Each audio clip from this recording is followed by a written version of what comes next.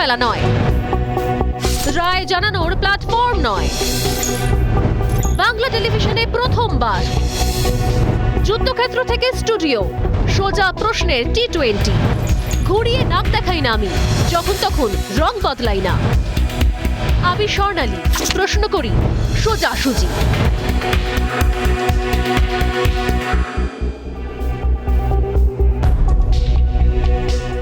Nelson Mandela বলেছিলেন, শিক্ষা হলো বিশ্বের সবচেয়ে শক্তিশালী অস্ত্র, যে অস্ত্র গোটা পৃথিবীটাকে বদলে দিতে পারে। অর্থাৎ যে কোনো পচনশীল সিস্টেমকে বদলে দিতে পারে একমাত্র শিক্ষা। কিন্তু সেই শিক্ষা আপনার সন্তানকে দিচ্ছে কারা? অবশ্যই শিক্ষকরা। মা বাবার পরে যাদের স্থান, সেই শিক্ষাগুরুর যোগ্যতার ওপর অনেকটাই নির্ভর করে ছাত্রের শিক্ষার মান। নীতির পাঠ পড়ান শিক্ষক, কিন্তু সেই শিক্ষকই যদি দুর্নীতিগ্রস্ত হন, তাহলে যিনি নীতি শিক্ষার পাঠ দিচ্ছেন তার কি মূল্য? আমরা সবাই জানি প্রাথমিকের শিক্ষাই জীবনের ভিত গড়ে দেয়। অথচ ভেবে দেখুন, আপনার সন্তানের শিক্ষার ভিত গড়ার জন্য যিনি দায়িত্বে আছেন, তিনি আদৌ কি সেই জায়গায় থাকার যোগ্য? কারণ প্রাথমিকেও চাকরি চুরি ধরা পড়ে গিয়েছে, ধরা পড়ে গেছে, চাকরি চুরি হয়েছে, প্রাথমিকেও হয়েছে। আর সেই চুরি ঢাকতে গিয়ে আরো বিপাকে পড়ে গিয়েছে প্রাথমিক শিক্ষা পর্ষদ। ভাবাও যায় না, প্রাথমিক শিক্ষা পর্ষদ, যে পর্ষদের উপর অন্ধের উপর নির্ভর করে গোটা বাংলার অভিভাবকরা, সেই প্রাথমিক শিক্ষা পর্ষদ চাকরি চুরি করেছে। এর চাকরি অন্যজনকে দিয়েছে। যে খাতা দেখা হয়েছে, নাম্বার দেওয়া হয়েছে, সেই নাম্বারে সেখানে অনৈতিকভাবে 1 নাম্বার করে বেশি দেওয়া হয়েছে। কাদের দেওয়া হয়েছে, কিসের ভিত্তিতে বেশি দেওয়া হয়েছে, কোথায় তাদের আবেদনপত্র, কোথায় অ্যাপ্লিকেশন, যত দেখবেন, যত জানবেন, তত কোথাও নিজের চোখকে বিশ্বাস করতে পারবেন না। আর এরকম ঘটনা ঘটেছে একজন দুজন নয়, 2787 জনের ক্ষেত্রে। 2787 জন, নাম্বারটা আরো একবার বলছি, সংখ্যাটা 2787 জনের নাম্বার বাড়ানোর যে আবেদনপত্র, যে আবেদনপত্রের ওপরে বিচার বিবেচনা করে পর্ষদ সিদ্ধান্ত নিয়েছিল যে ভুল প্রশ্নের জন্য 1টা নাম্বার করে অতিরিক্ত বাড়িয়ে দেওয়া হবে, সেই 2787 জনের নাম্বার বাড়ানোর আবেদনপত্র নিখোঁজ, ভ্যানিশ। কেন এই নাম্বার বাড়ানোর ইস্যু সামনে আসছে সেদিকে একটু নজর রাখা যাক। একটু খোলসা করে বলা যাক যে এই নাম্বার বাড়ানোর বিষয়টা কেন ভীষণ রকম জরুরি ছিল। নজর রাখছে 2014 সালে। 2014 সালে প্রাথমিক শিক্ষক নিয়োগে বিজ্ঞপ্তি জারি করা হয়। হলো, পরীক্ষা কবে হলো? 2015 সালে, 1 বছর পর হলো। 2015 সালে প্রথম প্যানেল প্রকাশিত হলো। 2017-তে দ্বিতীয় তালিকা প্রকাশ করা হয়। 2015-এ প্রথম প্যানেল, 2017-এ দ্বিতীয় প্যানেল। এবার সেই তালিকায় নাম থাকা 269 জনকে অতিরিক্ত 1 নম্বর করে দেওয়া হয়েছে বলে অভিযোগ। পর্ষদের বক্তব্য কি? যে প্রশ্ন ভুল ছিল, যে প্রশ্নপত্রে পরীক্ষা হয়েছিল সেই প্রশ্নপত্রে ভুল ছিল, তার জন্য আবেদন করেছিলেন পরীক্ষার্থীরা। আর সেই আবেদনের ভিত্তিতে নাকি 1 নম্বর করে অতিরিক্ত দেওয়া হয়েছে মোট 2787 জনকে। এবার বোঝা গেল বিষয়টা। কিন্তু এরপরই ওই 2787 জনের প্রত্যেকের নাম্বার বাড়ানোর আবেদনপত্র আদালতের কাছে জমা দেওয়ার নির্দেশ দেয় আদালত। অর্থাৎ কোথায় সমস্যা হয়েছিল, কোথায় কনফিউশন ছিল, যে এই যে 2787 জনের 1 নম্বর করে বাড়িয়ে দেওয়া হলো, তারা আবেদন করেছেন যে আমাদের প্রশ্নপত্র ভুল ছিল, তাই আমাদের প্রশ্নপত্র ভুল থাকার কারণে বিবেচনা করা হোক আমাদের উত্তরপত্র এবং আমাদের নাম্বার বাড়িয়ে দেওয়া হোক। খুব ভালো।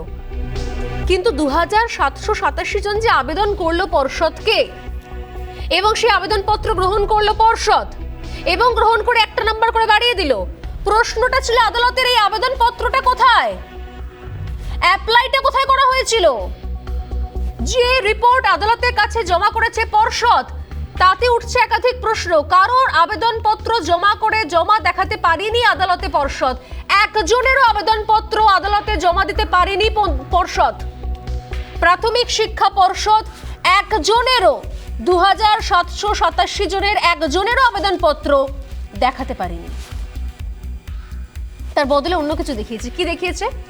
তার বদলে দেখানো হয়েছে শুধুমাত্র রোল নাম্বারের একটা তালিকা, যে তালিকা এসে পৌঁছেছে এই মুহূর্তে রিপাবলিক বাংলার হাতেও। যে তালিকা নিয়ে বসে আছি আমি এখানে, শুধুমাত্র লম্বা করে দেখা যাচ্ছে শুধুমাত্র রোল নাম্বার। এই একটা রোল নাম্বার, এই যে রোল নাম্বারের তালিকা জমা দিয়েছে শিক্ষা পর্ষদ, এই একটা রোল নাম্বারের পাশেও কোনো নাম নেই। অর্থাৎ কার রোল নাম্বার, কে আবেদন করেছেন, কোথা থেকে আবেদন এসছে, এই একটা রোল নাম্বারেও নাম নেই শিক্ষা পর্ষদের তরফ থেকে যে আদালতে জমা করা হয়েছে। এর থেকে দুটো বড় প্রশ্ন উঠছে, দুটো প্রশ্ন। প্রথম প্রশ্ন, এত বিপুল সংখ্যক আবেদনপত্র গেল কোথায়? এতে পিসি সরকারের ম্যাজিক নয় যে ভ্যানিশ হয়ে গেল। 2787 জনের আবেদনপত্র, অ্যাপ্লিকেশন ফর্ম, যে ফর্মটা পর্ষদের কাছে এসেছিল বলে নাম্বার বাড়ানো হয়েছিল। এত জনের এত মোটা আবেদনপত্র দিস্তা, সেটা গেল কোথায়? কেন জমা দিতে পারলো না? পুরোপুরি এতগুলো আবেদনপত্র ভ্যানিশ কি করে হয়ে যায়? আচ্ছা, নাম্বার বাড়ানোর আবেদনকারীর সংখ্যাটা যে 2787, সেটা হাইকোর্টে কিসের ভিত্তিতে জানালো পর্ষদ? মানে তাহলে কি করে জানা গেল আবেদনপত্র নেই, ভ্যানিশ হয়ে গিয়েছে? শুধুমাত্র নিজের ইচ্ছে মতো কয়েকটা রোল নাম্বার লিখে জমা করে দিয়েছে হাইকোর্টে পর্ষদ, রোল নাম্বারের পর রোল নাম্বার। তো কিসের ভিত্তিতে তাহলে জানালো পর্ষদ যে 2787 জনেরই নাকি প্রশ্নপত্রে ভুল ছিল, আর কারো নয়? একটি বিষয় কার্যত স্পষ্ট, মাত্র 1 নম্বরের ফারাক গড়ে দিয়েছে অনেকের চাকরি পাওয়া আর না পাওয়ার মধ্যে। আর সেই 1 নম্বর দেওয়া হয়েছে ভুল প্রশ্নের ক্ষতিপূরণ হিসেবে। আর সেই ক্ষতিপূরণ কি সব পরীক্ষার্থীরা পেয়েছেন? এখান থেকে উঠছে সব থেকে বড় প্রশ্ন। এসএসসির নবম দশম থেকে শুরু করে প্রাথমিক রাজ্যের শিক্ষাক্ষেত্রে নিয়োগ এবং দুর্নীতি এক অঙ্গে দুই রূপ, যে দুরূপ প্রতিদিন আমাদের দেখাতে হচ্ছে।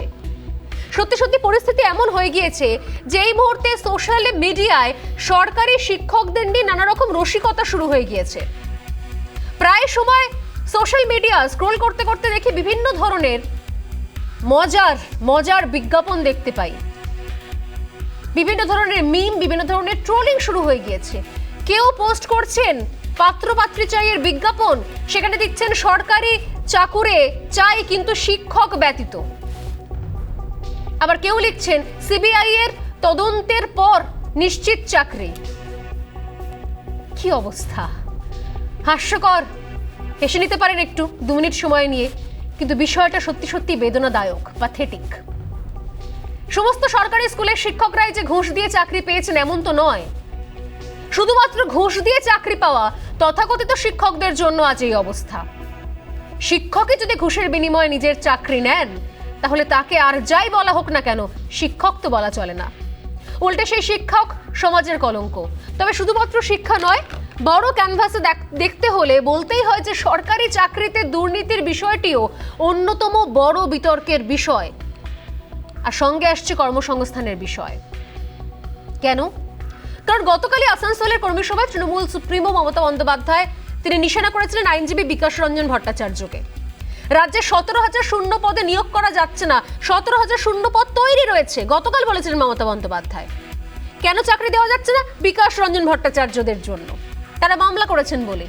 সভামঞ্চ থেকে গতকালই মন্তব্য করেছিলেন খোদ মুখ্যমন্ত্রী। কি বলেছিলেন তিনি? আর একবার শোনা যাক।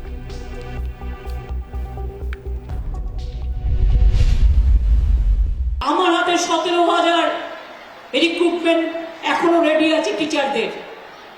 আরো 5,000 আমি ক্যাবিনেটে করেছি যারা ডিপ্রাইভ হয়েছিল তাদের জন্য। কিন্তু কোর্ট আমাকে অর্ডার না দিলে আমি এটা করতে পারি না। তার কারণ আমি কোর্টে যাইনি, কোর্টে আপনারা গেছেন।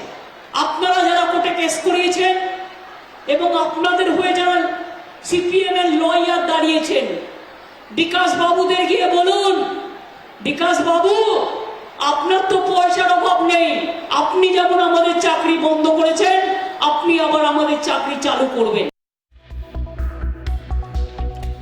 বোঝা গেল বিকাশ রঞ্জন ভট্টাচার্য চাকরি বন্ধ করে রেখেছেন। কোন শুভবুদ্ধি সম্পন্ন মানুষ এই রাজ্যে কর্মসংস্থানের বাধা হয়ে দাঁড়াতে চাইবেন কি? প্রশ্ন।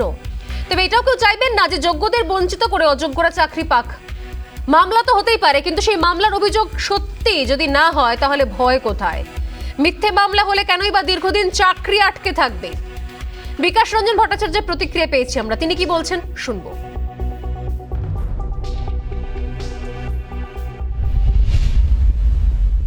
নীতির মারফত তারা নিয়োগ করছে, চারিদিকে স্কুলগুলো তুলে দিচ্ছে। আজকে একটা খবরে দেখলাম যে গত 1 বছরে পশ্চিমবঙ্গের 7,000 প্রাইমারি স্কুল উড়ে গেছে, আমরা তাদের অস্তিত্বই নেই।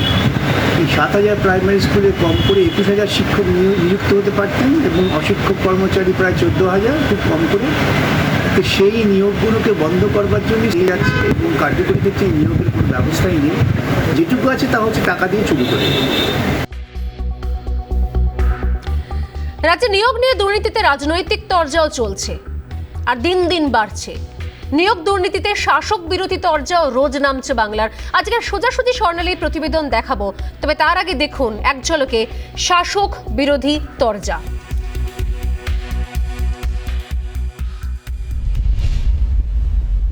সর্বত্রই তৃণমূল কংগ্রেসের দুর্নীতি, প্রাথমিক থেকে কলেজ শিক্ষক নিয়োগ পর্যন্ত কোনো নিয়োগ দুর্নীতির বাইরে নয়, কোনো তালিকা স্বচ্ছ নয়। তৃণমূল কংগ্রেসের উচিত একটা হাইকোর্ট মন্ত্রক তৈরি করা, সিবিআই এর উচিত তাদের দপ্তরটা তুলে এনে হাইকোর্ট পাড়ায় নিয়ে আসা, আর মহামান্য আদালতের উচিত, আদালত সম্পর্কে তো বলা যায় না, একটা স্পেশাল বেঞ্চ তৈরি করা যারা শুধুমাত্র এই নিয়োগ সংক্রান্ত মামলা করবেন।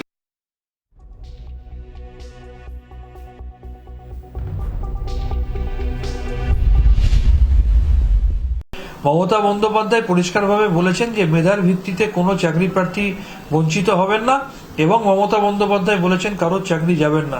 মাথায় রাখতে হবে, বাংলায় টেট পরীক্ষা দিয়েছে ছাত্রছাত্রীরা 25 টাকা ফি দিয়ে, এবং নিয়মিতভাবে টেট পরীক্ষা হয়। আর কেন্দ্রীয় সরকার যে টেট পরীক্ষা করে তাতে অ্যাডমিশন ফি হচ্ছে 1200 টাকা। এটাই হচ্ছে মৌলিক তফাৎ কেন্দ্রীয় সরকার এবং বাংলার মমতা বন্দ্যোপাধ্যায়ের ছাত্র দরদি বা যুবক দরদি সরকারের মানসিকতার। প্রশ্ন উঠছে এখানে, সত্যি সত্যি ছাত্র দরদি যুবক দরদি জায়গাগুলো কোথায় হচ্ছে? আর যদি হয়েই থাকে তাহলে এত ফাঁক ফোকর কেন? আজকের আলোচনায় চোখ রাখবো, তবে তার আগে চোখ রাখছে এই মুহূর্তে সোজাসুজি স্বর্ণালীর আজকের প্রতিবেদনে।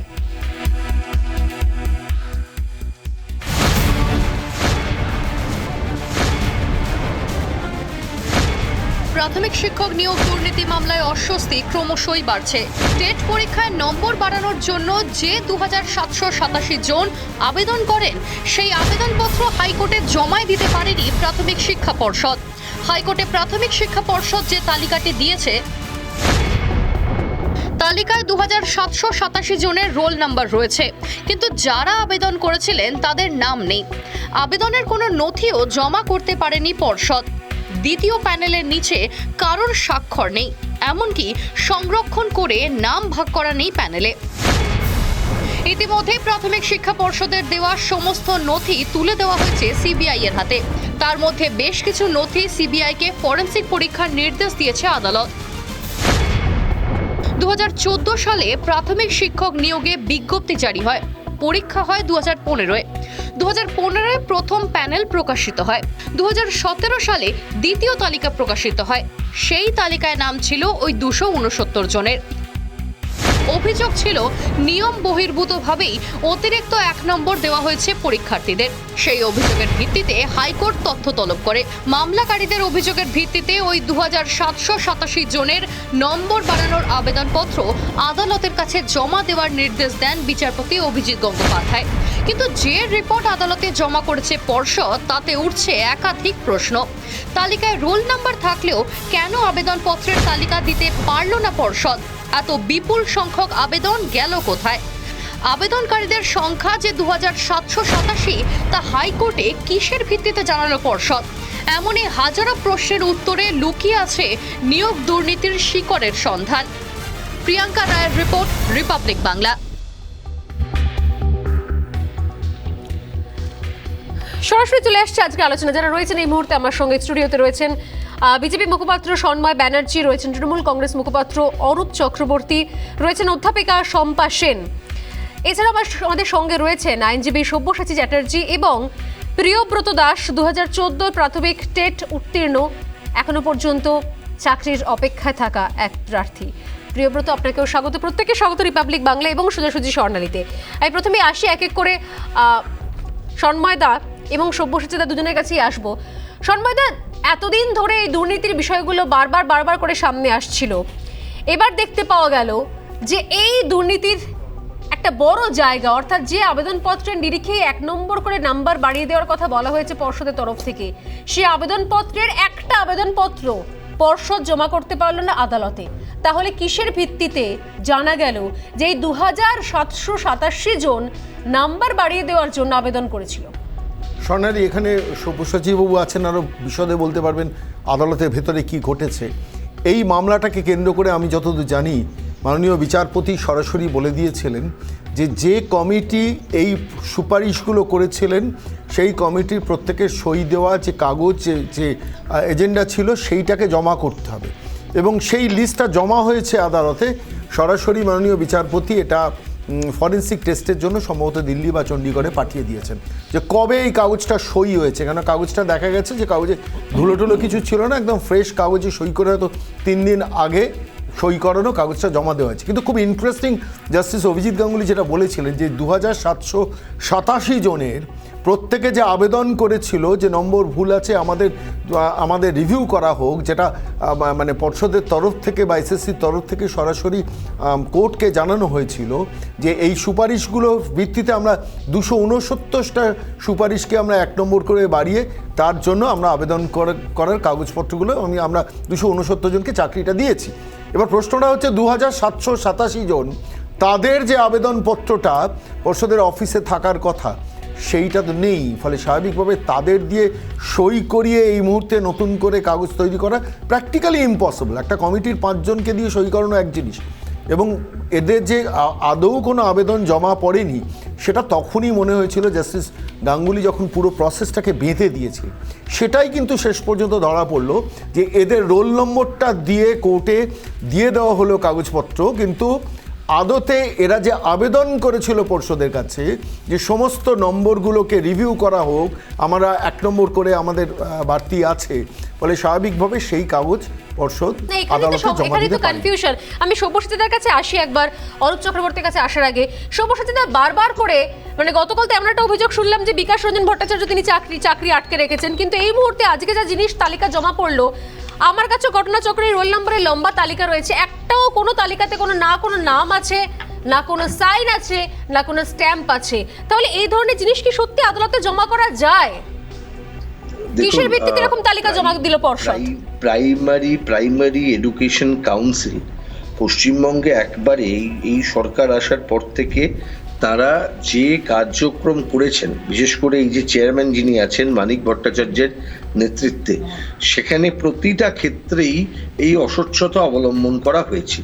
ওএমআর শিট চাওয়া হয়েছে, সেসব দেওয়া হয়নি। ডকুমেন্টস ছেলেমেয়েরা আরটিআই করে চেয়েছেন, বলা হয়েছে ডকুমেন্টস নেই।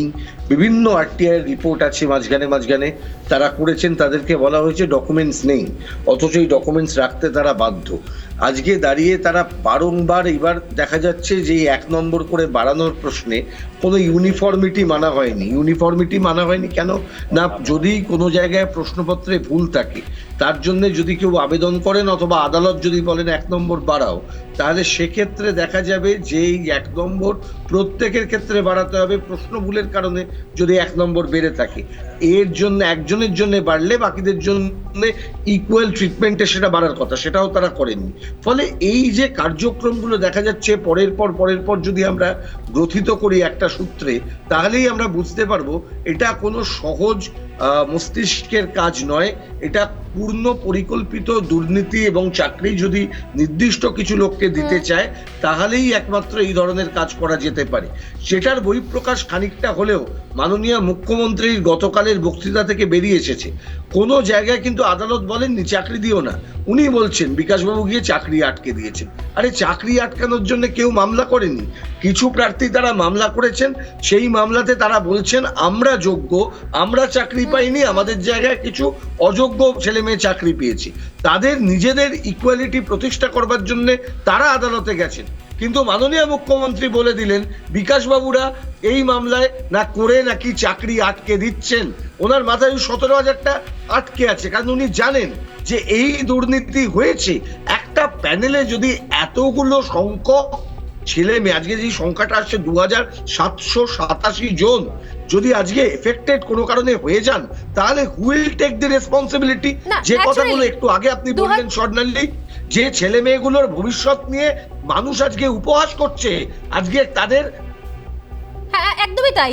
এবং এই 2787 জন যারা 1 নম্বর করে এক্সট্রা পেলো, তারপরে 2787 জন তাদের থেকে গিয়ে গেল সেই তাদের যাদের কোনো নেটওয়ার্ক ছিল না, বা যাদের কোনো কানেকশন বা যারা কোনো যোগাযোগ বার করতে পারেনি যে কি উপায় আলাদা করে এই 1 নম্বর বাড়িয়ে নেওয়া যায়, তাদের থেকে তো এরা এগিয়ে গেলেন, তারা তো পিছিয়ে রইলেন। তারা কজন, তারা কারা, তারা নিজেরাই হয়তো জানেন না। এই 2787 জন কাদের জায়গায় কাদেরকে রিপ্লেস করে দিল। অরূপ চক্রবর্তীর কাছে আসি এবার।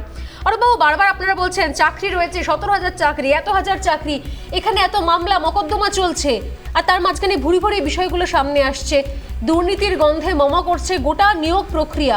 কিভাবে এগুলোকে ঢাকবেন? এটা কি আদৌ ঢাকা সম্ভব?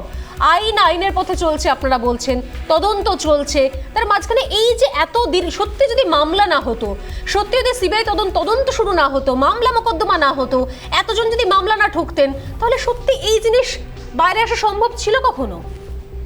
স্বর্ণালী, প্রথম কথা হচ্ছে যেটা আপনি বললেন যে ঢাকার প্রশ্ন, ঢাকার প্রয়াসটা হচ্ছে কোথায়? এখানে তো সমস্ত কিছু ওপেন, মিডিয়া ট্রায়াল চলছে, রোজ রিপাবলিকে বিগত 3 মাস ধরে ট্রায়াল চলছে, প্রতিদিনের শোয়ের সঞ্চালন, তো সেক্ষেত্রে ঢাকার কোনো মিডিয়া ট্রায়ালের সংজ্ঞাটা কি? মিডিয়া ট্রায়ালের সঙ্গে যেটা এই মুহূর্তে আমরা বসে রয়েছি সেটা মিডিয়া ট্রায়াল, এর থেকে সহজ ডেফিনেশন আর কিছু না। এটা কোনো আইনের জায়গা না, এটা কোর্টরুম না, আমি কোনো জাজ ওই জন্যই তো এখান থেকে যখন প্রশ্ন করলে ট্রায়াল বলছেন আপনারা, এখান থেকে যখন কনক্লুশন ট্রায়াল বলছেন, বিকাশ রঞ্জন ভট্টাচার্যরা মামলা করলে বলছেন চাকরি আটকে দিয়েছে, আমরা প্রশ্ন করলে বলছেন ট্রায়াল করছি। স্বর্ণালী, বেসিক কেন বলছি মিডিয়া ট্রায়াল? দেখুন সব্যসাচী, তোমার বলার সময় বলিনি, এত অধৈর্য হলে হবে? আজকেও টায়ার্ড হয়ে গেছে। থামো না বাবা, তুমি এখানে আইনজীবী পরিচয় না সিপিএম পরিচয়, আগে সেটা কনফার্ম করো, তারপর আমি তোমার প্রশ্নের উত্তর দেবো। দ্বিতীয়ত আমি কেন বলছি দেখুন স্বর্ণালী, আপনি সব্যসাচীকে 2 মিনিট বলতে অ্যালাউ করলেন, সন্ময়বাবুকে প্রায় 2 মিনিট কয়েক সেকেন্ড কম অ্যালাউ করলেন, আমার 13 সেকেন্ডের মাথায় ইন্টারাপ্ট করলেন। আমাকে বলা শেষ, আমার বলা শেষ করার পরে তো উত্তর দেবে। ট্রেনিং থাকে কিনা জানি না, আপনারা ঢুকেই আগে প্রথমেই যিনি প্রশ্ন করেন তাকে আপনারা অ্যাটাক করেন। আপনাদের সমস্যা। আরে আমাকে বলতেই দেবেন না, তাহলে ডাকবেন না। আমাকে বলতেই যদি না দেন তাহলে ডাকবেন না। আর আমি কি বলবো, তৃণমূল কি বলবে সেটা কি স্বর্ণালী ঠিক করে দেবে নাকি? তৃণমূল কি বলবে সেটা রিপাবলিক ঠিক করে দেবে? না, তৃণমূল কি বলবে সেটা রিপাবলিক ঠিক করে দেবে? তৃণমূল রিপাবলিকের কথা অনুযায়ী বলবে। আপনি কি তাই বলতে চাইছেন? আপনি তাই বলতে চাইছেন? আপনি যদি তাই বলতে চান তাহলে আপনি অন এয়ার বলুন যে তৃণমূল কি বলবে সেটা রিপাবলিক ঠিক করে দেবে, বা তৃণমূল কি বলবে সেটা স্বর্ণালী ঠিক করে দেবে। যদি সেটাই হয় তাহলে আজকে ক্লিয়ার করুন, তাহলে আজকে ক্লিয়ার করুন, ক্লিয়ার করুন। আমাদের প্রত্যেক মিডিয়া কি নিয়ে আলোচনা করবে? মিডিয়া কি নিয়ে আলোচনা করবে? তৃণমূল কংগ্রেস ঠিক করতে পারে না, আমি আপনাকে বলছি, আপনি এটা করতে পারে না। আপনি অন এয়ার এটা মিডিয়া করছেন, কোন বিষয়ে প্রশ্ন করবে? মিডিয়া অন এয়ার এটা করছেন, আপনি এখনো কন্টিনিউ করছেন। আমার এখানে বলার স্কোপ আসেনি, আমি অন এয়ার আপনি করছেন, আপনি অন এয়ার এটা করছেন, মিডিয়ার রাইট আপনি আছে, অন এয়ার এটা মিডিয়ার অবশ্যই রাইট আছে, মিডিয়ার এটা রাইট নেই যে একটা পার্টির প্রতিনিধিকে ডেকে এনে তাকে বলতে দেওয়া হবে না। মিডিয়ার এটা রাইট নেই, মিডিয়ার এটা রাইট নেই, মিডিয়ার এটা রাইট নেই, মিডিয়ার এটা রাইট হতে পারে না। সেই প্যানেলিস্ট যে আমি নিয়োগ দুর্নীতি নিয়ে রোজ প্যানেল করব, তাহলে আমি করতে পারি? যদি বলতে না দাও আপনার ইন্টেনশন হয়, যদি বলতে না দাও আপনার ইন্টেনশন হয়, আপনার যেরকম গলার জোর আছে আমাদের গলার জোর আছে, গলার জোর কারুর কম নেই, গলার জোর কারুর কম নেই। যদি বলতে না দাও তাহলে ডাকবেন না, ঠিক করতে পারেন না। অবশ্যই তুমি আপনিও ঠিক করতে পারবেন না তৃণমূল কি বলবে, আপনি ঠিক করতে পারেন না চ্যানেলে বসে তৃণমূলের বক্তব্য কি হবে, আপনি ঠিক করতে পারেন না, আপনি ঠিক করতে পারেন না। আপনাকে প্রশ্ন আপনি করা হলো, প্রশ্ন করলে উত্তর শুনতে হবে, প্রশ্ন করলে উত্তর শুনতে হবে, প্রশ্ন করলে উত্তর শুনতে হবে, প্রশ্ন করলে উত্তর শুনতে হবে, প্রশ্ন করলে উত্তর শোনার ধৈর্য রাখতে হবে, প্রশ্ন করলে উত্তর শোনার ধৈর্য রাখতে হবে। আপনি বলছেন নো, আপনি সঞ্চালনা করতে বসে বলছেন নো, আপনি সঞ্চালনা করতে বসে বলছেন নো, এটা হতে পারে? আমি বলছি প্রশ্ন করলে উত্তর শোনার ধৈর্য রাখতে হবে, আপনি অনেক সঞ্চালনা করতে বসে বলছেন নো, আপনি সঞ্চালনা করতে বসে বলছেন নো, প্রশ্ন শুনলে উত্তর শোনার ধৈর্য রাখতে হবে, তার উত্তর আপনি বলছেন নো, এটা হতে পারে? আপনি আবার কথা আপনি রিপিট করুন, আপনি রিপিট করুন, আপনি রিপিট করুন, আপনি রিপিট করুন না, এটা হতে পারে না। ঠিক করতে পারেন না। একটা কথা বলিনি, সব্যসাচী বলার সময় একটা কথা বলিনি, এটা হতে পারে না। মিডিয়া কন্ট্রাক্টের প্রশ্নটা কি করে কোনো একজন রাজনৈতিক দলের প্রতিনিধি ঠিক করতে পারেন? ফোকাস করব কি করে? আমাকে যদি বলতে না দাও ফোকাস করব কি করে? এটা আপনারা ঘুরিয়ে দিতে চাইছেন, এটা আপনারা বিষয়টা ঘুরিয়ে দিতে চাইছেন।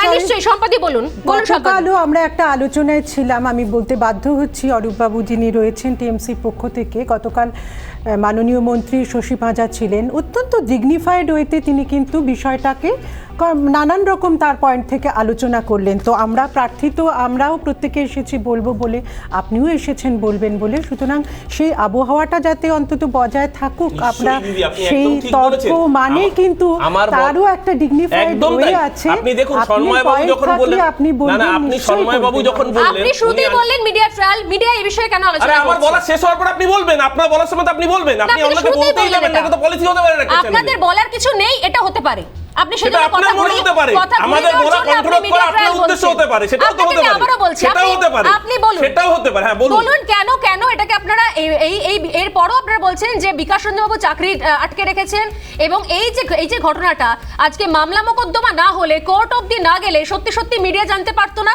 যাদের চাকরি গেছে, যাদের চাকরি যারা পায়নি, যারা রাস্তায় বসে রয়েছেন, তারাও কি কোনোদিনও জানতে পারতেন যে এইভাবে 2 নম্বরে করে এতজনের 1 নম্বর করে এক্সট্রা বেশি বাড়িয়ে দেওয়া হয়েছে চাকরি পাওয়ানোর জন্য? বলুন। অভিযোগটা উঠেছে পর্ষদের বিরুদ্ধে। অভিযোগটা যখন আদালতের সামনে এসছে, আমি একটু আগে সন্ময়দা বলছিলেন জাস্টিস গঙ্গোপাধ্যায়ের কথা, সঠিকভাবেই বলছিলেন যে মানুষ ভরসা করছে আদালতের উপরে, আদালত ভরসা করছে সিবিআই এর উপরে। জাস্টিস গঙ্গোপাধ্যায় তার অবজারভেশনে কদিন আগে কি বললেন, যে তিনি বললেন যে সিবিআই এর উপর তিনি নিজে ভরসা রাখতে পারছেন না, এবং তার মনে হচ্ছে এর থেকে বোধহয় এসআইটিও ভালো ছিল রাজ্য সরকার। এটা আমি বলিনি, জাস্টিস গঙ্গোপাধ্যায় বলেছেন। কেন বলেছেন? আমি সেটাই বলছি, সিট আন্ডার সিবিআই, সেটা ভরসা রাখতে পারছেন না উনি যেটা বলেছেন। সেই জায়গায় দাঁড়িয়ে আমরা কেন বলছি, আমরা প্রত্যেকে ক্যাটেগরিক্যালি বারংবার, আপনার সাথেও এর আগে একাধিকবার বলেছি যে সিবিআই আসুক না, ইনভেস্টিগেট করুক না। আমি আজকে, আপনি যেহেতু ফোকাস রাখছেন বাংলায়, আমি নিশ্চিতভাবে উত্তরপ্রদেশের ঘটনা টানবো না। কদিন আগে উত্তরপ্রদেশে এই সরকারি চাকরি কেলেঙ্কারি এসছে, আমি টানবো না আজকে। আমি নিশ্চিতভাবে আজকে রমেশ পোখরিয়াল চাকরি কেলেঙ্কারি সমর্থনযোগ্য নয়, আমি টানবো না, যেহেতু আমি রমেশ পোখরিয়াল নিশাঙ্ক কদিন আগে উত্তরাখণ্ডের মুখ্যমন্ত্রী, তার কথাও টানবো না, বা শিবরাজ সিং চৌহান ব্যাপন দুর্নীতি, আমি কোনো কথা আজকে টানবো না। এমনকি আমাদের রাজ্যের অতীতে, এমনকি আজকে সব্যসাচী হয়তো ডিফেন্ড করছে, বাম আমলের দুর্নীতির কথা আপনারাও বারংবার তুলেছেন। এমনকি জ্যোতি বসুর সেই ইন্টারভিউ, যেটা করণ থাপারকে তিনি ইন্টারভিউ দিতে গিয়ে বলেছিলেন যে আমাদের আমলে এই জন্য আমরা প্রায় এত বছর ধরে নিয়োগ করতে পারছি না, আমি সেই প্রশ্নও টানছি না। আমি শুধু একটা কথা পরিষ্কার বলছি, সত্যিটা সামনে আসুক তদন্তের মাধ্যমে, কিন্তু কবে সামনে আসবে? মানুষ তো সিবিআই এর উপর আস্থা হারিয়ে ফেলছে, এই সিবিআই এর উপরে।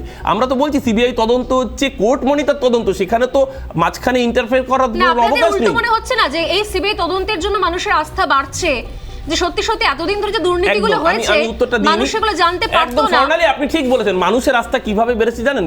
এই যে আপনি এর আগে যখন এসএসসি নিয়ে অভিযোগ উঠেছিল, সবচেয়ে বেশি অভিযোগ আপনার মনে থাকবে এসেছিল উত্তরবঙ্গ থেকে। উত্তরবঙ্গেই প্রথম একটি মেয়ে যে 77 নাম্বার পেয়ে যার চাকরি হয়নি, 61 নাম্বার পেয়ে আরেকজনের চাকরি হয়েছিল, তার চাকরি বরখাস্ত হয়েছিল, এবং বেশি নাম্বার পাওয়া ছাত্রী চাকরি পেয়েছিলেন। একটি মেয়ে কেন বলছেন বলুন? আপনাদের রাজ্যের প্রতিমন্ত্রীর মেয়ে, আমি আদালত, আপনাদের আমি যার চাকরি হয়েছিল তার কথা বলছি, যার চাকরি হয়েছে। আপনি এত উত্তেজিত হচ্ছেন কেন আমি তো বুঝতে পারছি না, আমাকে বলার সময়টুকু দিন। সেই জায়গায় দাঁড়িয়ে এটা সত্যি কথা, মানুষের আস্থা কিভাবে বেড়েছে জানেন? আজকে উত্তরবঙ্গের নির্বাচনের ফল এলো, বিজেপি ওয়াশড আউট হয়ে গেল, সিপিএম ওয়াশড আউট হয়ে গেল। মানুষ তার ম্যান্ডেট দিচ্ছে নির্বাচনের মাধ্যমে, যে যেখানেই প্রোপাগান্ডা করুক না কেন। আজকের বাংলার সবচেয়ে বড় খবর, বাংলায় যে নির্বাচন, তাতে বিজেপি মুছে যাচ্ছে। একটা বিষয় স্পষ্ট, যেহেতু মানুষের ভোটে জয়লাভ হচ্ছে, তাই জন্য আপনাদের অধিকার রয়েছে। না, অধিকার রয়েছে বলবেন, আমি বলছি যে রাজ্যের মন্ত্রীদের চাকরি দিয়ে দেওয়া অসাধারণ। একদম বাজে কথা বলবেন না। আপনি পলিটিক্যাল এজেন্ডা আপনার থাকতে পারে, আপনি এই কথা বলবেন না। আমি স্বর্ণালী এখানে অ্যাড করবো। অরূপের কথার ভিত্তিতে, অরূপ খুব গুছিয়ে কথা বলে তো বলছিল, তো তাহলে তো যোগী আদিত্যনাথের সরকার ম্যাসিভ ম্যান্ডেট পেয়েছেন, সেই উত্তরপ্রদেশ সরকার নিয়ে কোনো কথা আপনাদের বলা উচিত না। ভোটে জেতা মানেই করাপশনটা এন্ডোর্স হয় না। এই পশ্চিমবঙ্গের মাটিতে দাঁড়িয়ে আপনি অরূপ একটা বোঝার চেষ্টা করুন। আমি বলছি আপনাকে, একটা 10 বছরে 2 বার স্কুল সার্ভিস কমিশন, সেখানেও জালিয়াতি। এবং সবথেকে বড় কথা, এই 2787 জন নিয়ে একটা মিথ্যে স্টেটমেন্ট কোর্টে পর্ষদ জমা করছে, আর তারপরে আমরা টিভির টক শোতে বসে সেটা নিয়ে আলোচনা করছি। এদের তো ইমিডিয়েটলি গড়াতে পড়া উচিত। এখনো প্রমাণ হওয়ার অপেক্ষা কি বাকি আছে? 269 জনের চাকরি চলে গেল। তারপরে রাজ্যের মুখ্যমন্ত্রী প্রকাশ্যে স্টেটমেন্ট দিয়ে বলেছেন আমার রাজ্যে কারুর চাকরি যাবে না, অর্থাৎ চোরেদেরও চাকরি যাবে না, যারা ঘুষ দিয়ে চাকরি পেয়েছে তাদেরও চাকরি যাবে না। একজন মুখ্যমন্ত্রীর মুখের ভাষা এটা। তার তো বলা উচিত ছিল যারা টাকা দিয়ে চাকরি পেয়েছে, না, না, এই যারা ভাষণটাও তো রয়েছে, ব্ল্যাঙ্ক যাদের খাতা চাকরি জমা দিয়ে যাচ্ছে, চাকরি পেয়েছে তারা বিজেপি তাদের বিধায়কদের বাড়ির সামনে গিয়ে বিক্ষোভ করবে। ইমিডিয়েটলি আমি চাকরি নেবো, কোর্টকে বলতে হবে না। তাহলে মুখ্যমন্ত্রীর সম্মান বাঁচত। এই বাংলার যারা আন্দোলনে বসেছেন তারা মুখ্যমন্ত্রীর কথার পাশে দাঁড়াতেন। উল্টে মুখ্যমন্ত্রী কি বললেন যে কারুর চাকরি যাবে না, অর্থাৎ অঙ্কিতা অধিকারী, সিদ্দিক গাজী 269 জন, 12 জন গত এক মাসে প্রায় 283 জন যে ছেলে মেয়েগুলো চাকরি গেল জালিয়াতি করার জন্য, তাদের পাশে দাঁড়ালেন একজন রাজ্যের মুখ্যমন্ত্রী। This is the scenario of West Bengal. আর আমরা টিভির টক শোতে বসে বলছি media trial. What is media trial? Media যখন এগুলো নিয়ে হাইলাইট করে আজকের দিনে বাংলার মানুষ জানতে পারছে। এটা বড় কষ্ট, এটা বড় যন্ত্রণা। তার জন্য পজিটিভ নিউজ। আমি বলছি তোমার মুখ্যমন্ত্রী বলছেন না পজিটিভ নিউজ দেখাও, অর্থাৎ এই নিউজগুলো যেন না দেখায়। না, আমি বলছি আপনার মুখে এই কথাটা এই কারণেই আসা উচিত নয়, কারণ সারদার প্রাইম অ্যাকিউজ তাকে আপনারা আপনার দলের নেতা লিডার অফ অপোজিশন বানিয়েছেন, পাশের রাজ্যে হেমন্ত বিশ্ব শর্মাকে মুখ্যমন্ত্রী বানিয়েছেন। আপনার মুখে এই কথা আসলে কেন হচ্ছে না জানেন তো? সিবিআই কান টানলে তো মাথা আসবে, কান টানলে মাথা আসবে। রিলেট করছো কি করে? চাকরি জালিয়াতি থেকে ডিফেন্ড করছো? আপনি একদম ডিফেন্ড করছি না, মুখ্যমন্ত্রী কথা থেকে ডিফেন্ড করছো। মমতা যখন বলছেন না পরিষ্কার সর্ববৃহৎ সংবাদপত্রের হেডলাইন হয়েছিল কারুর চাকরি যাবে না। এটা মমতা বন্দ্যোপাধ্যায় বলেছেন। আমি বলছিলাম টাকা নেওয়া শুভেন্দু অধিকারীকে দেখুন আমি বলছি মানে এটা খুব মানে অদ্ভুত লাগছে আমার শুনতে।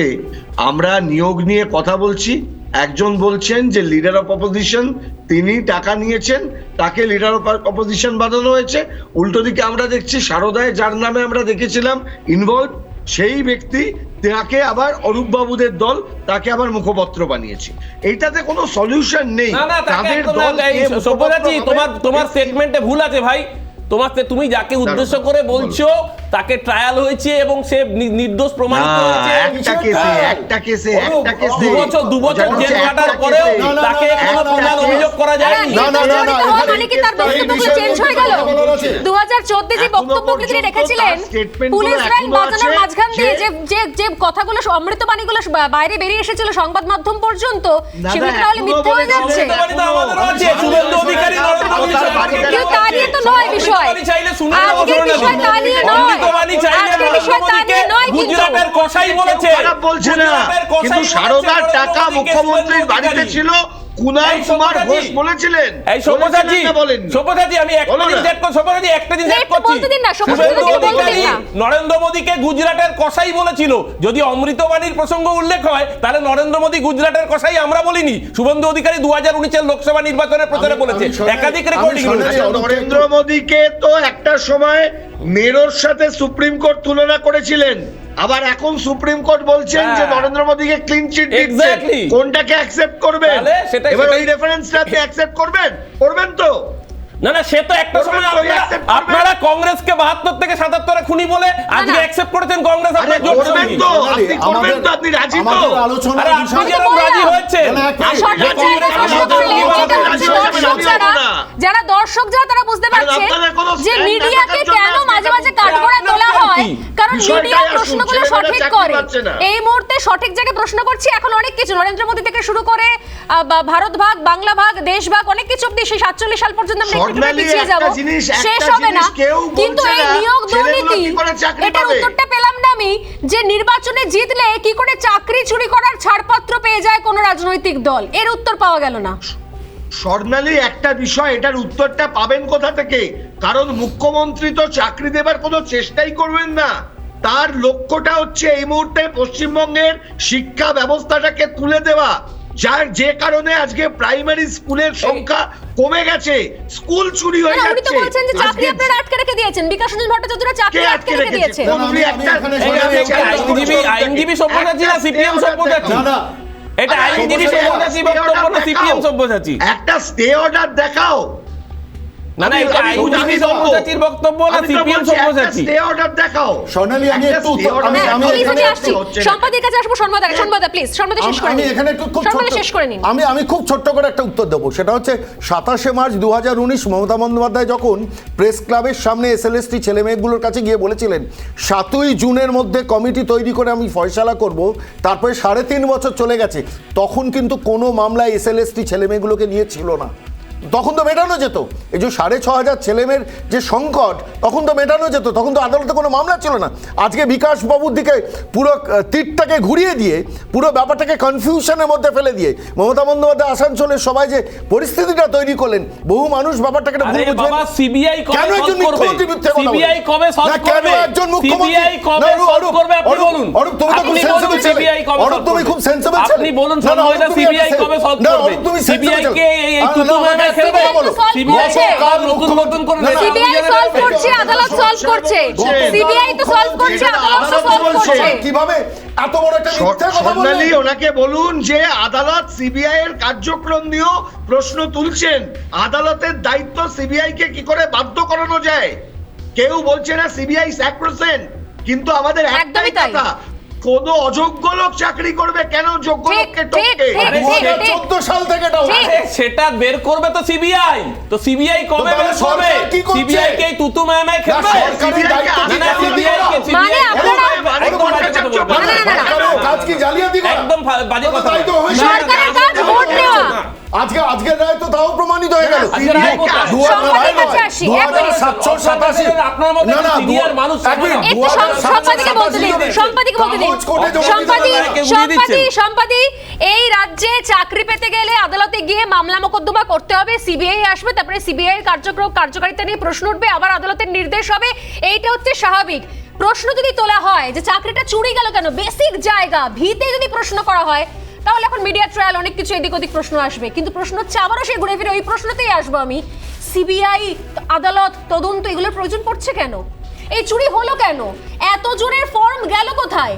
আজকে সত্যি যদি এই তদন্তের এই মোড়ে আমরা না এসে দাঁড়াতাম, তাহলে তো আমরা জানতে পারতাম না কেউ 2787 জন কোনো আবেদনপত্র হয়তো পাঠায়নি, কোনো ফর্ম ফিল আপ হয়নি, না হয়ে আজকে শুধুমাত্র এতগুলো কাগজ নিয়ে বসে আছে জাস্ট রোল নাম্বার। এটা কি হতে পারে সম্পদ? আদৌ কোনো সুস্থ জায়গায়, সুস্থ রাজ্যের শিক্ষা ব্যবস্থা এরকম ভাবে নামতে পারে? শুধুমাত্র রোল নাম্বার, এই নিয়ে প্রশ্ন করা যাবে না? সম্পাদি, দেখো স্বর্ণালী, আমরা যারা সরাসরি শিক্ষা জগতের সঙ্গে যুক্ত, তারা কিন্তু এই গোটা দুর্নীতির আভাস আমাদের ছাত্রছাত্রীদের কাছ থেকে, যারা পরীক্ষা দিচ্ছে, যারা পরীক্ষায় বসতে চলেছে, এমন অনেক ছাত্রছাত্রীদের কাছ থেকে শুনতে পাচ্ছিলাম। কিছু ছেলে মেয়ে বলছিল যে টাকা দিয়ে চাকরি পেতে হয়। এরকম প্রত্যেকটি কলেজ, ইউনিভার্সিটির সঙ্গে যুক্ত থাকা সমস্ত টিচাররা জানেন কিন্তু যে এই হাসহাসটা চলছিল, এটা আমরা শুনতে পাচ্ছি না। ওপেন সিক্রেট ছিল, যেটা আজকে যেহেতু তদন্ত প্রক্রিয়ার মধ্যে দিয়ে যাচ্ছে, বিচার ব্যবস্থার মধ্যে দিয়ে যাচ্ছে, সেই দুর্নীতির শিকড়গুলো প্রায় উপড়ে আসছে। তাই আমরা তার কিছুটা দেখতে পেয়েছি, এখনো পুরোটা নয়। এটা যে কি বিশাল একটা কনস্পিরেসি, যেটা ওই সারদার মতন larger conspiracy quote and quote, যেটা আমাদের মনে পড়ে সেই কথাটা, সেরকমই একটা বিস্তৃত জাল, যেটা টেট থেকে, এসএসসি থেকে, পরে দেখবে যে আমাদের সিএসসিতে যে সমস্ত নিয়োগ হয়েছে, হয়তো পিএসসিতে যে সমস্ত নিয়োগ হয়েছে, অর্থাৎ নিয়োগ প্রক্রিয়ার মধ্যে রন্ধ্রে রন্ধ্রে ঢুকে গেছে এবং গোটা সিস্টেমের সঙ্গে এটাতে কিন্তু ইনভলভড হয়ে গেছেন বহু মানুষজন। 16 নম্বর পে ভিডিও, এরকম উদাহরণও রয়েছে রাজ্যে। সবথেকে প্যাথেটিক যে ঘটনা, সেটা হচ্ছে অনেকে যেমন প্রচুর যোগ্য ছেলে মেয়ে আজকে দিনের পর দিন ওই রোদ জল মাথায় করে রাস্তায় পড়ে রয়েছে তাদের যোগ্যতা নিয়ে চাকরির জন্য, ঠিক তেমনি অনেকে আবার তার ঘটি বাটি বিক্রি করে ভুল বুঝে দুর্নীতির উপায়টিকে মূল রাস্তা ধরে নিয়ে চাকরিটা পেয়েছে। একদম সঠিক সঠিক সঠিক সঠিক। যে ব্যবস্থাটা মান্যতা দিল এই দুর্নীতিকে, সেই ব্যবস্থাটাকেই তো চ্যালেঞ্জ করছেন আজকে এই পলিটিক্যাল ক্লাস। তারা নিজেরা মান্যতা দিয়েছেন দুর্নীতিকে, আজকে তারা কোর্টের তদন্তের বিরুদ্ধে, কোর্টের বিভিন্ন মামলার বিরুদ্ধে আঙুল তুলছেন। এটা কি হয় কখনো? মানুষ ন্যায় বিচার পাবার জন্য আমাদের ছোট ছোট ছেলেমেয়েরা কোথায় যাবে? হাজার হাজার লক্ষ লক্ষ বেকার সারা দেশ জুড়ে। আমার তো দেখে চোখে জল চলে আসে যে শিক্ষা জগতে কি অসাধারণ দামি কথা একটা বললেন। আরেক দল যারা সত্যি সত্যি ঘটিবাটি বিক্রি করে টাকা দিয়েছে, দুর্নীতিটাই একমাত্র রাস্তা, দুর্নীতিটাই একমাত্র রাস্তাটা ভেবে যে টাকা দিলে যদি চাকরি হয় তাহলে টাকাই দিয়ে, এতদিন তো হচ্ছে না, তাহলে টাকা দিয়ে চাকরি নি, তারাই এই মুহূর্তে কোথায় দাঁড়াবেন? প্রিয়ব্রত আমাদের সঙ্গে রয়েছেন, প্রিয়ব্রত দাস। আমাকে একটা ছোট্ট বিরতি নিতে হবে। প্রিয়ব্রত আমাদের সঙ্গে আছেন? প্রিয়ব্রত, আমি আপনার কাছে আসছি। আপনি টেট পাস করেছেন কোন বছর প্রিয়ব্রত? 2014 খুব সম্ভবত। হ্যাঁ ম্যাডাম, আমি 2014 প্রাথমিক টেটে উত্তীর্ণ প্রার্থী ডিএলএড প্রশিক্ষিত। প্রথমে আপনাদের একটা তথ্য জানিয়ে রাখি, আপনি যে তথ্যগুলো দিলেন তার সাথে আমি আজ রাজ্য বছর থেকে একটা বিষয় জানাতে চাই। গত 16,500 যে সম্প্রতি শিক্ষক নিয়োগ হয়েছে, সেখানে পশ্চিমবঙ্গের ইতিহাসে বিরলতম থেকে বিরলতম ঘটনা, এই শিক্ষক নিয়োগে 2 বছরের প্রশিক্ষণ প্রাপ্ত ডিএলএড প্রশিক্ষিত প্রার্থীরা বাদ পড়েছে, যেটা কোন প্রাথমিক শিক্ষক নিয়োগে এখনো পর্যন্ত হয়নি। পূর্ণ প্রশিক্ষিত প্রার্থীদের নট ইনক্লুড তকমা দিয়ে রেখে দেওয়া হয়েছে। আমরা চাকরি পাইনি, আমরা সম্পূর্ণভাবে আমাদের বঞ্চিত করেছে পর্ষদ। দীর্ঘ 8 বছর আমরা টেট পাস করেছি, যে প্রশিক্ষণ প্রাথমিক শিক্ষকতার জন্য একমাত্র মাপকাঠি তা আমাদের আছে, তবুও আমরা রাজ্যে আজ প্রায় 2000 ছাত্রছাত্রী ডিএলএড আমরা চাকরি পাইনি। আমরা দেখতে পাচ্ছি আবেদন না করে চাকরি হচ্ছে, 18 বছর বয়স না হয়েও চাকরি পাচ্ছে, সাদা খাতা দিয়ে চাকরি পাচ্ছে, টেট ফেল করেও চাকরি পাচ্ছে। তাহলে আমাদের অপরাধ কি? আমরা টেট পাস করেছি, পড়াশোনা করেছি, আমাদের বাবা মারা লক্ষ লক্ষ টাকা দিয়ে ট্রেনিং করেছে, আমরা কোনো তথাকথিত চন্দনদের আশ্রয় নিইনি, আমরা কোনো মিডলম্যানদের আশ্রয় নিইনি, তাই কি আজ আমাদের চাকরিটা হয়নি? এই প্রশ্নটা আমি উপস্থিত অরূপ বাবুর কাছে জানতে চাইছি তথা রাজ্য সরকারের কাছে জানতে চাইছি। আমাদের গায়ে কোনো রাজনৈতিক তকমা দেবেন না, আমরা বঞ্চিত চাকরি প্রার্থী। প্রাথমিক শিক্ষকতা করার জন্য যে যোগ্যতা, যে আমাদের সঙ্গে স্টুডিওতে আছেন, আপনার প্রশ্ন উনি শুনতে পাচ্ছেন, সমস্ত নিশ্চয়ই আছে। আমি নিশ্চয়ই অরূপর কাছে আসবো। প্রিয়ব্রত, আমি বুঝতে পারছি আপনি আমাদের সঙ্গে থাকুন। অরূপ চক্রবর্তী আমাদের সঙ্গে রয়েছেন এবং আমার বিশ্বাস যে একজন সেন্সিবল মানুষ হিসেবে, শিক্ষিত মানুষ হিসেবে অরূপ চক্রবর্তী নিজেও উনি বুঝতে পারছেন যে সত্যি কত বড় দুর্নীতি হয়েছে, কোন জায়গায় হয়েছে এবং কাদেরকে বঞ্চিত করা হয়েছে। উনি নিশ্চয়ই স্টুডিওতে আছেন, উনি আপনার প্রশ্নের উত্তর নিশ্চয়ই দেবেন। প্রিয়ব্রত, আমাদের সঙ্গে থাকুন। আমি একটা বিরতির পর ফিরে আসছি, অরূপর কাছে ফিরে আসবো। সঙ্গে থাকুন প্লিজ, আপনারা যারা রয়েছেন আমাদের সঙ্গে। ফিরে আসছি।